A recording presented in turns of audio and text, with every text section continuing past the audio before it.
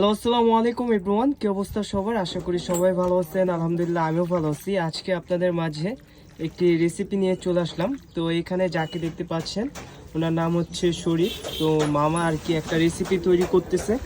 তো মামা, কি অবস্থা আপনার? কেমন আছেন আপনি? আলহামদুলিল্লাহ ভালো আছি। আপনি কেমন আছেন? এই তো আলহামদুলিল্লাহ। তো আপনি আজকে কি রেসিপি তৈরি করতেছেন? আমি আজকে এটা কাবাব তৈরি করবো। এটার ভিতরে কি কি ইউজ করেছেন? এটার ভিতরে হাড় ছাড়া মুরগির মাংস আর মশলা আছে, বারবিকিউ মশলা আছে, টক দই আছে, টেস্টি সস আছে, টমেটো সস আছে, সরিষা তেল ইউজ করছি।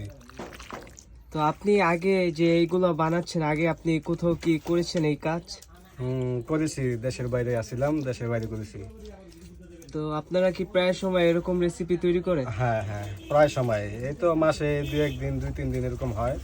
তো আজকেও হবে ইনশাল্লাহ। তো উনি আর কি খুব সুন্দর রেসিপি তৈরি করতে পারে। তো ভিডিওটা আমার আরো আগে করা দরকার ছিল, আসলে তখন করতে পারিনি ব্যস্ততার কারণে। তো আপনারা দেখতে পাচ্ছেন এখানে মাংসটা মাখানো হয়েছে মশলা দিয়ে।